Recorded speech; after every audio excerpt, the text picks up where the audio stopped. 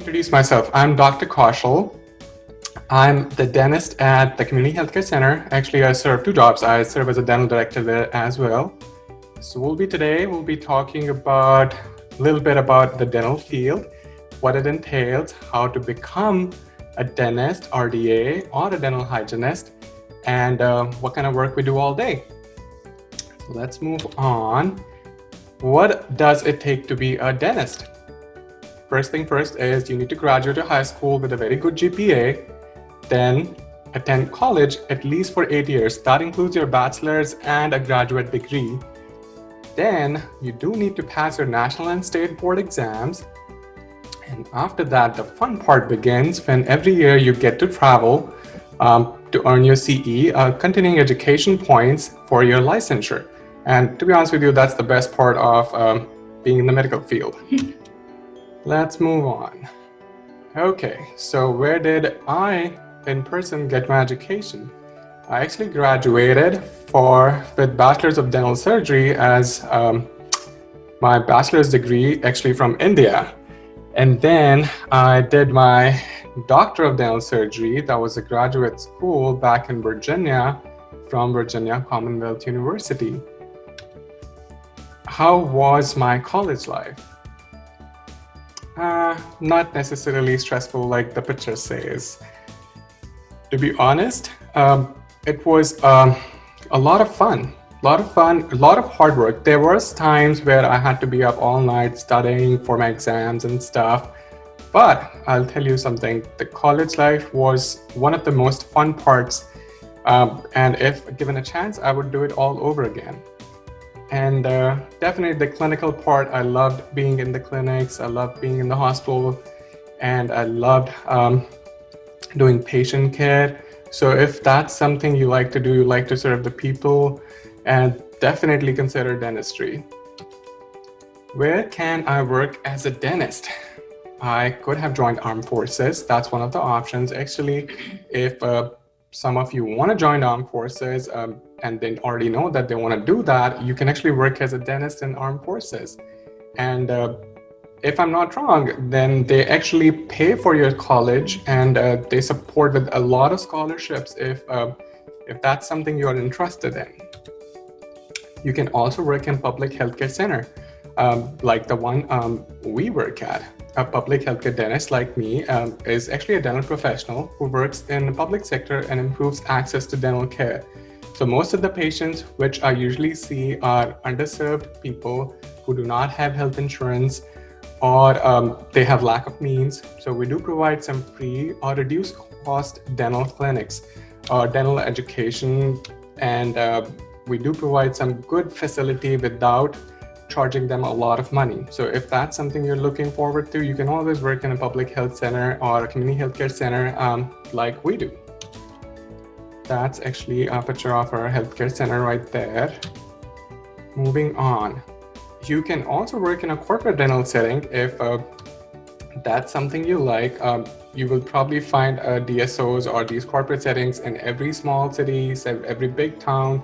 So if you're more interested in working for a corporate practice like that, that's also an option. Or the best of both worlds, you can actually open up your own office. Then you can be your own boss, you can hire your own team, you can hire your own professionals to work with and own a business. So that's the business side of it, that you can own a business and be a healthcare provider and be a business owner. So that's also an option. What does dentists do all day? I think that video won't play. That's okay. And I'll just tell you what we really do in the clinic. So we do help a lot of kids keep a healthy smile. We do fix a lot of broken teeth which get into trouble. And it does get even better. So we do part surgery. We do take out the infected teeth. So you are doing some aesthetic work, you're doing some artwork where you're fixing teeth, you're doing some surgical work where you're actually taking out the infected teeth, or you're actually doing some restorative work where you actually can do something like root canals, implants, and the list goes on. You can also to be doing some of these stuff where people, older people who have actually lost their teeth, you can actually help them get back with dentures, or you can do some fixed partial dentures.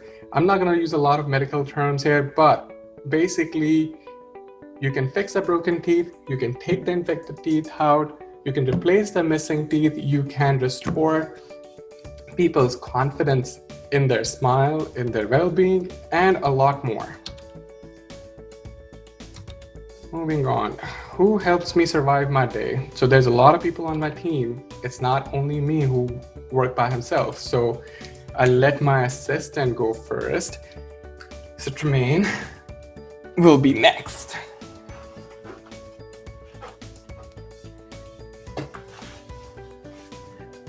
Hey y'all, as I said, my name is Tremaine and I'm a dental assistant. Been assisting for 3 years. 2 of those years I believe are with Dr. Kaushal. How can I become a dental assistant?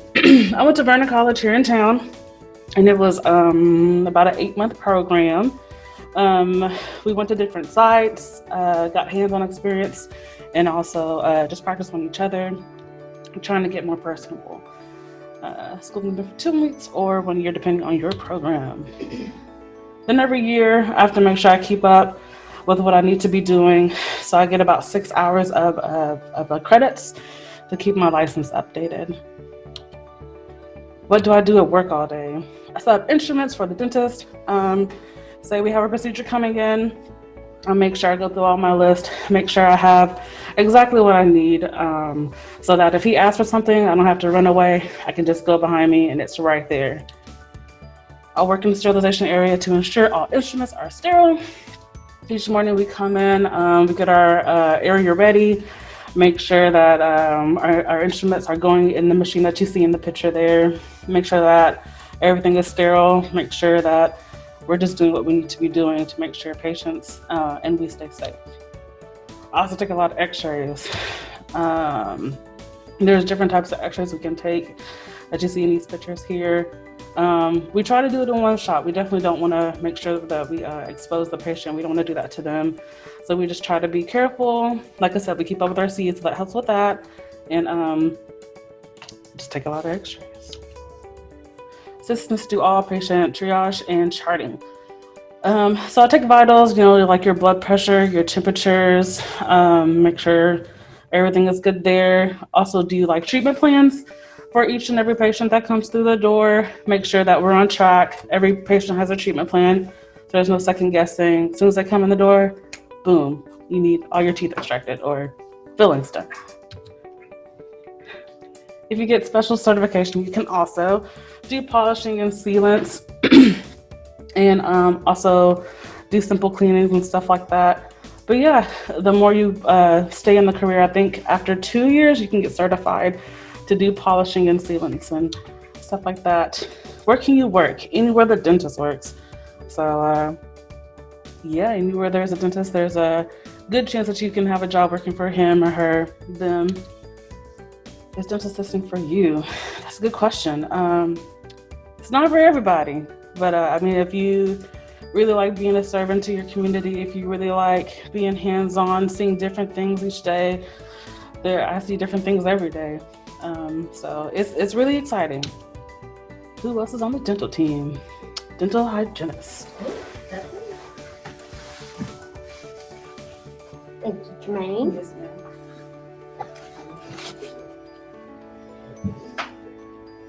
Hi, everybody.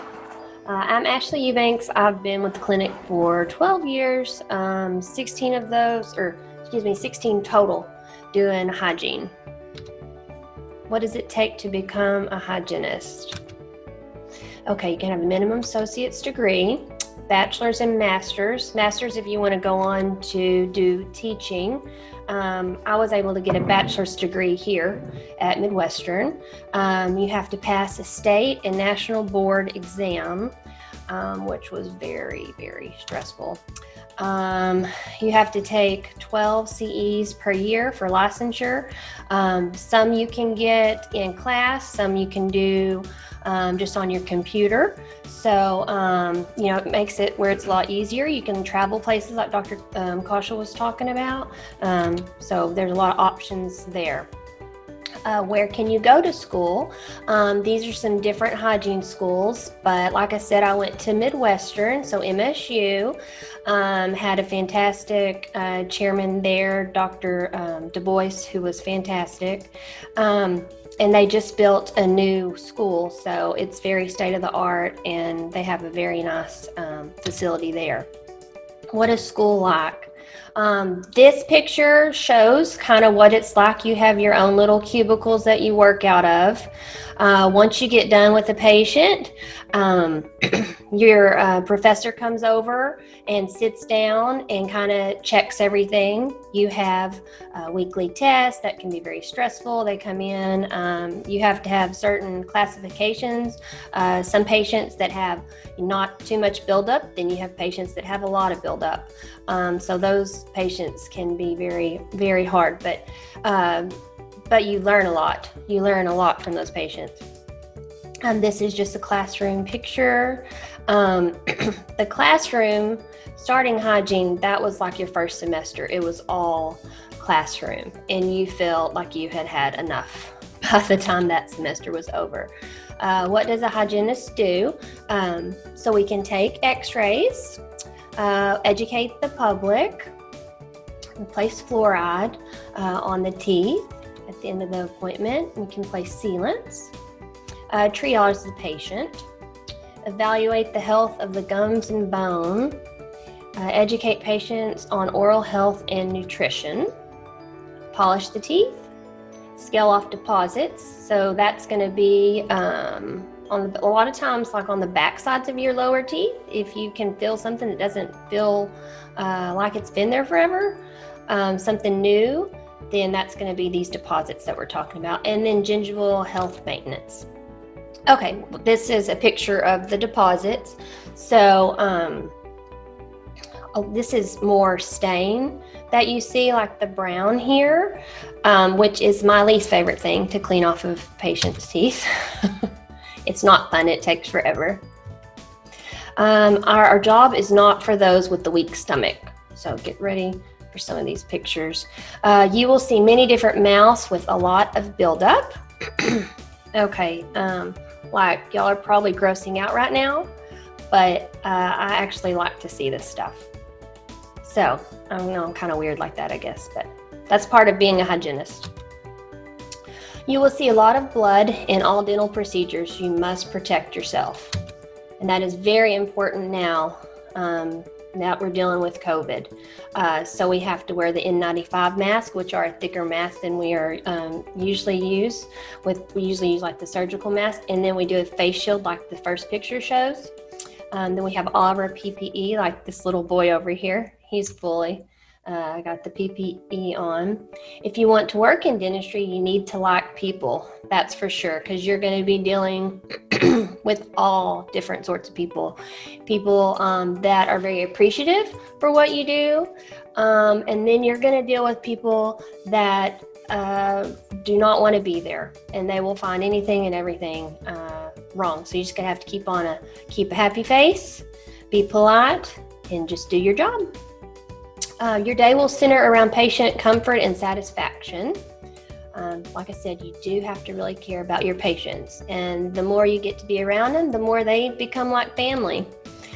We also have a little fun in the office, and here's part of a dental team with the PPE on that we were talking about, and then just come join the dental field. And that's the end of the presentation. Okay, so let's turn the presentation off.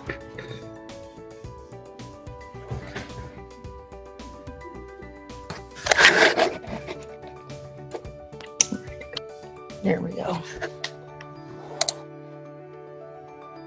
Okay. So we'll take questions now. So one of the first questions we have is, what is the earning potential for this career field? So if each of you could just share in your different career fields what the potential earnings could be for the kids that are viewing. Well, I know for hygiene, like when I started, like I said, it was 16 years ago. It was around 22 an hour, so that's went up. Once you've been doing it for a while, you can get closer to 40. Now, if you go to like the Metroplex area, you can make more, but it also costs more, to live there. So I feel like it's a good, it's just fine to live here and make less because it's less to live here.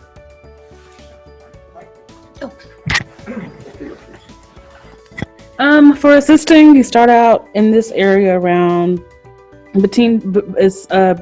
around like 10 or 12 is how you start out. All right. For a dentist, I would say it varies on place you're working. So I would say a good startup point would be 150,000 a year.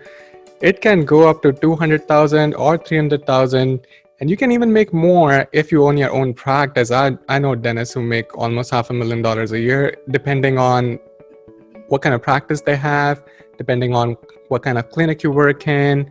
I mean, if you work a salary job, or if you're working on a production in a corporate, or if you have your own practice. So it'll depend on those factors. But I would say at a minimum, you would be looking at somewhere in between 100 to 150,000 at the least. And you can always go up from there. Okay, another question we have is, what's the worst part about being a dentist? Well, to be honest with you, I don't know. I love my profession. To be honest with you, I was very young when I decided to be a dentist. I think around 17 when I decided to be. The worst part about being a dentist, I would say, is sometimes you get one of those patients who are very unappreciative. You still have to keep your calm when you get those patients. You still have to deal with them. You still have to help them. You cannot be mean to them, even though they are mean to you. So that probably would be the worst part, I would say. Okay, and another question we had was, what does triage mean? Triage means taking vitals. You have to ask them their name, their birthday. It's basically all the information that you get to verify that person is who they say they are. Plus, like I said, the vitals and stuff like that earlier. And by vitals, I mean like their blood pressure, their temperature, O2 levels, or oxygen levels. Yeah.